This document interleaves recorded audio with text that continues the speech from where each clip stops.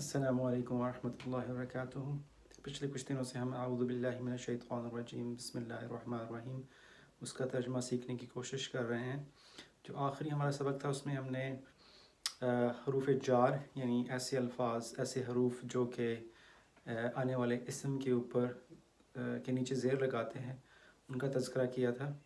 اور اعوذ باللہ کے اندر ہم نے بی جو ہے اس کا ترجمہ کیا تھا کہ بی کیا ہے۔ اس کے اگلا جو لفظ ہے وہ ہے اللہ، اللہ جل جلالہ۔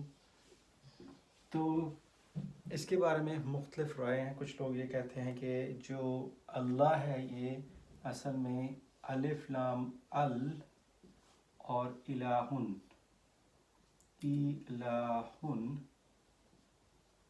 اس کا مجموعہ ہے۔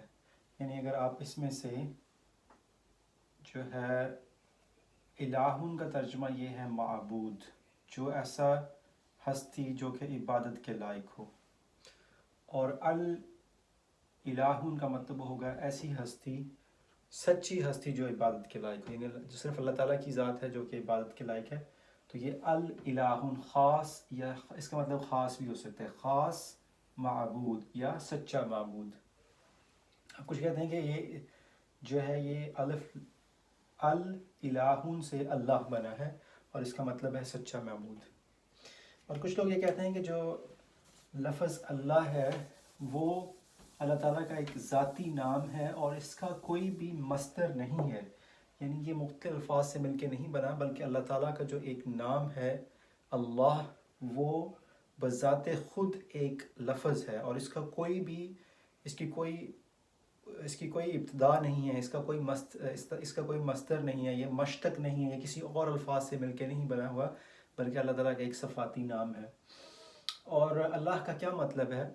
اللہ جو ہے اس کی ایک تو میں نے کہا کہ یہ سچا معبود اس کا ترجمہ ہو سکتا ہے، یا پھر کہ اللہ تعالیٰ کا ایک ذاتی نام ہے، یہ بھی ہو سکتا ہے۔ اور اس کے علاوہ جو کچھ علماء یہ کہتے ہیں کہ اللہ جو ہے وہ ایسی ہستی ہے جو کسی سے نہ بنی ہوئی ہو اور ہر چیز اس نے بنائی ہو۔ اور ہمیں جو قل هو اللہ احد، قل کہہ دیجئے ہو اللہ، وہ اللہ ہے، احد جو کہ اکیلا ہے۔ اللہ الصمد لم یلد ولم یولد، اللہ تعالیٰ جو ہے وہ بے نیاز ہیں، الصمد لم یلد، اس نے وہ جنا نہیں گیا، یعنی وہ کسی کی اولاد نہیں ہے، نہ ہی اس کی کوئی اولاد ہے۔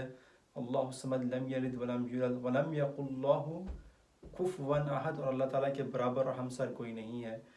تو اللہ کا جو نام ہے یہ اس کا صفاتی نام ہے۔ تو میری ناقص رائے کے مطابق تو اللہ تعالیٰ کا جو نام اللہ ہے یہ بذات خود ایک نام ہے اور یہ کسی اور الفاظ سے نہیں بنا ہوا، بلکہ اللہ تعالیٰ کے ایک صفاتی اور ذاتی نام ہے۔